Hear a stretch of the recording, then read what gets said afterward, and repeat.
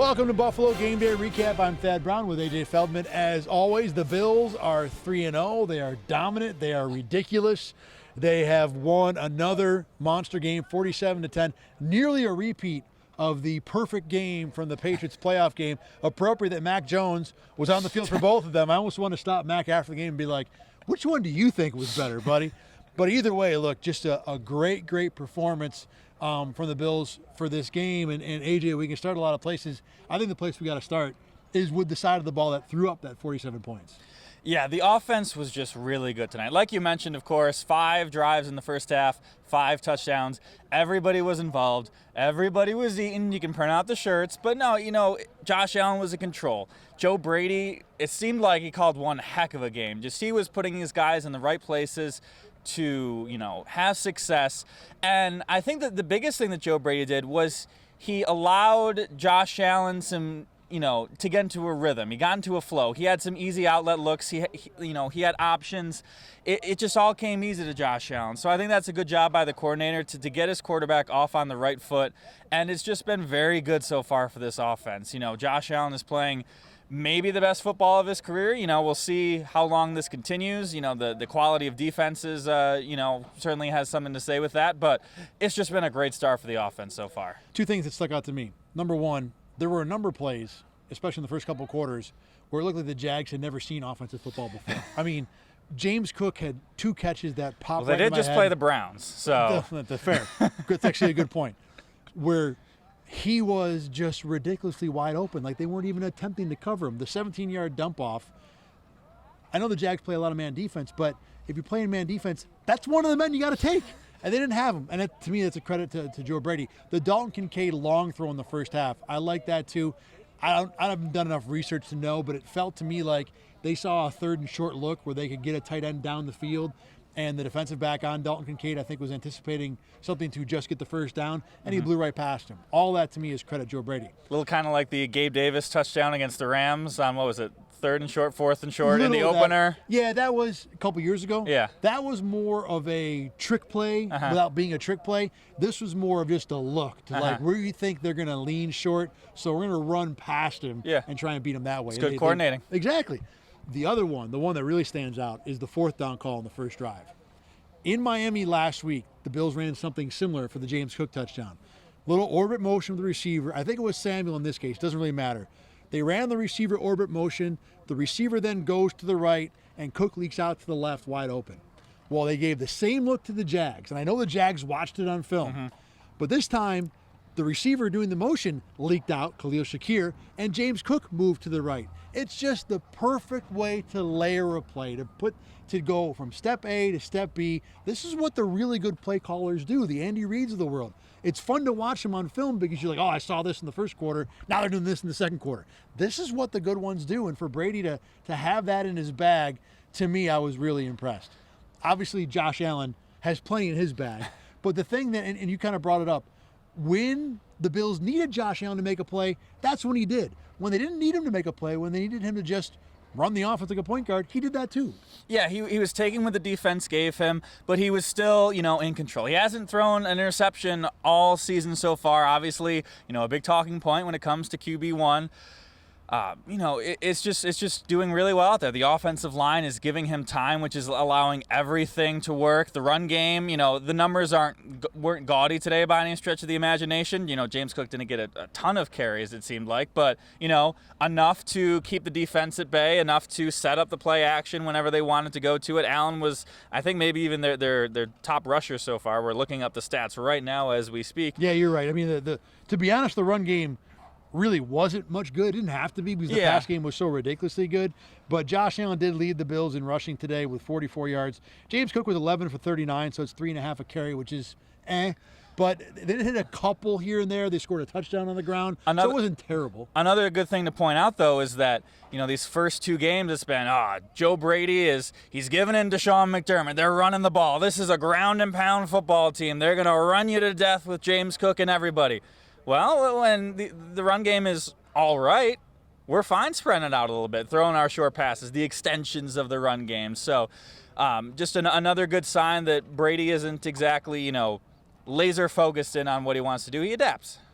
So when it comes to everybody eats, that usually is referred to the receivers. And they had everybody eats turned up to 11 today. 10 different receivers, 5 different guys scored touchdowns, 4 different touchdown receivers. Now, Khalil Shakir was the receptions leader, 6 catches, 72 yards. He's been the number one guy. I don't know if he's a finger quotes number one guy, but when you look at this receiving group, Shakir, we said in training camp, was going to be the dependable guy, and he's been that. And I think what's happened around him is that no one else has been as dependable. Dalton Kincaid had a great drive, 3 catches total. Keon Coleman, we'll get to him in a minute, up and down start to the year, as you might expect from a rookie. James Cook, 4 catches for 48 yards. Should have been 5 for about 70 and a touchdown. We won't have to talk about that at all. Everybody saw what happened. So Shakir has been the one that you can count on, play in, play out more than the other guys, and I think he's emerged as their best weapon. Does he have to be a prototypical number one? No, that's not his offense, how this offense will operate.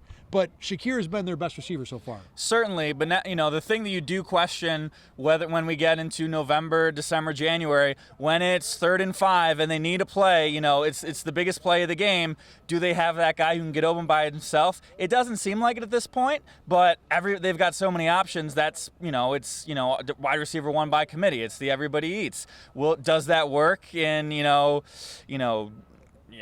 January in Kansas City? We'll find out. Or next week in Baltimore, for that matter. Exactly, yeah. So, it's definitely working so far. We'll get to that part of this in a minute, too. I do want to talk about the offensive line for a minute. Spencer Brown is the only offensive lineman in the NFL not to even allow a pressure, let alone a sack. And tonight in this game against the Jags, a big part of why everybody eats works is because everybody had plenty of time to go up to the table and see what they wanted to eat, check out the options, because the offensive line just stonewalled Jacksonville left and right. And again, we talked about it this week. This Jags team is not without guys who can get to the quarterback. Josh Hines-Allen had 17 sacks last year. Tonight, I don't think he had 17 seconds in the offensive backfield. So the offensive line deserves a good chunk of the flowers from this game. Especially when Josh Allen is hurt. He's dealing with an injury on his left hand. He's not jumping around 3 different people at his legs, falling over, getting crunched in inside of a pocket. He's not taking as many hits as he could with a bad offensive line.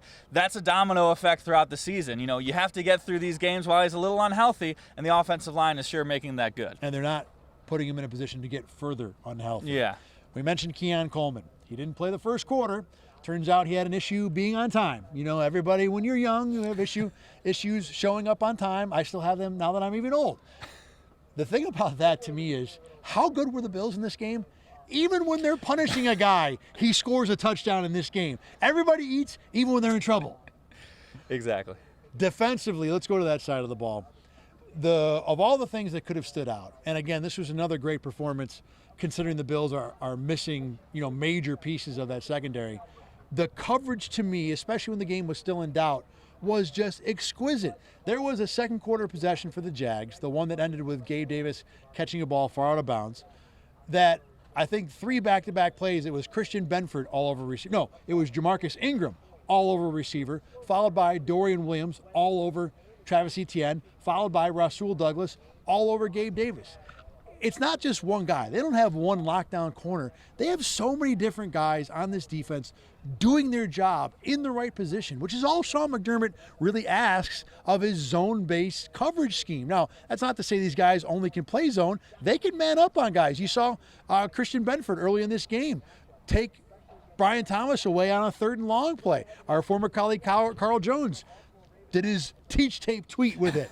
They have so many guys that played well in this game, and it was down the field. It wasn't up front. They had 5 sacks, but the coverage to me, considering all the things that's happened to the Bills, and against the group of receivers that, look, they aren't all-stars, but they're good receivers. Yeah, probably upper half of the NFL as a cumulative group. I did love the Dorian Williams, the coverage there. He gave the the clamp down, the lockdown, the DB celebration that everybody does. I think he had a fun time doing that.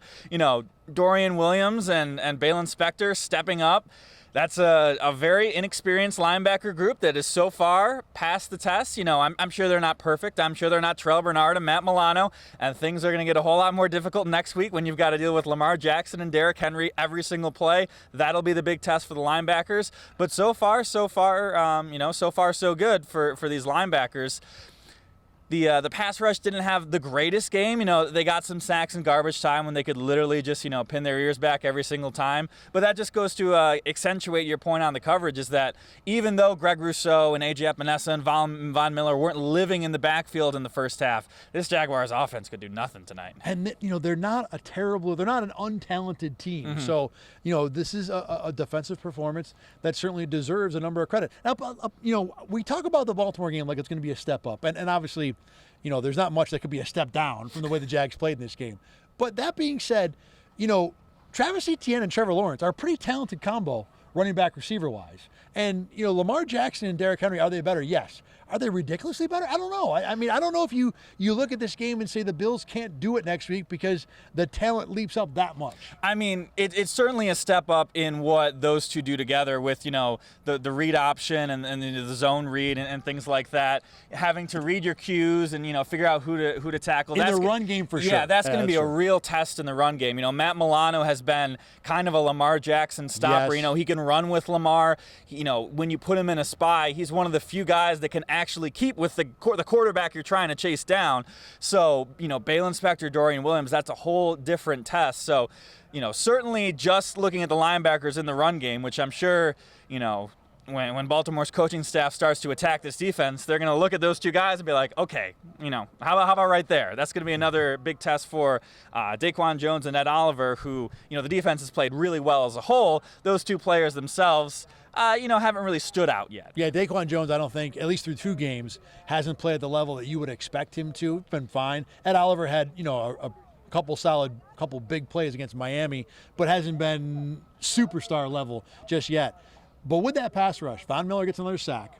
He's now got 3 in 3 games. And look, there was no guarantee he was going to get 3 in 17 games this year. To have 3 in 3 games is good, even though, as you said, he beat Walker Little, who is the backup to Anton Harrison, who is the first-round pick that has regressed so much for Jacksonville that Jaguars faithful are up in arms about him. So Von Miller beat the guy that couldn't beat Anton Harrison out. This is not a good player. Regardless, Miller looked good on the play. He just juked him. There was nothing crazy. Just like, I'm going to throw a shoulder fake at you. I know I'm 35 years old, don't matter. I'm going to run around you.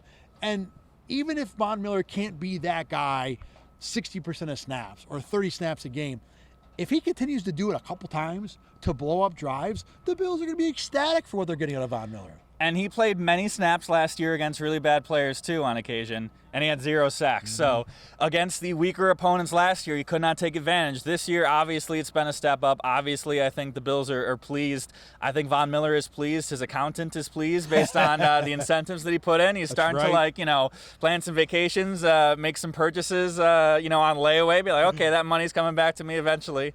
But no, it's been a good start for Von, that's for sure.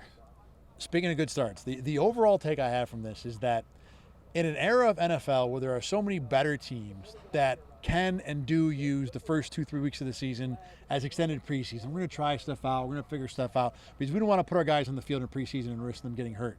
The Bills in a spot where their offense was, to a large degree, brand new. Their defense has pieces falling, dropping like flies left and right. They had excuses to not have their crap together to start this season. And yet they still did. I mean, they're not just winning, they're rolling teams up. They've scored 30 in each of their first 3 games. They haven't allowed more than 23 in their last 2.5 games combined. They've got everything clicking on all cylinders. And really the only problem is that this game is happening in late September and not late January. So I'm just impressed with the way the coaching staff, despite the various pieces of adversity that were thrown at them, the excuses they could have had, if they had started 2-1, I think we'd still be sitting here saying, wow, great start for the Bills. Yeah. And instead they're 3-0 and arguably the best team in the NFL right now. Yeah, Joe Brady and Bobby Babich have done very well being thrust into their roles for this year. And they're taking advantage of the schedule. When you look at a schedule, there are, tough games, there are tough stretches, there are easier games. Well, this was 2 out of 3 games at home against potentially lesser opponents.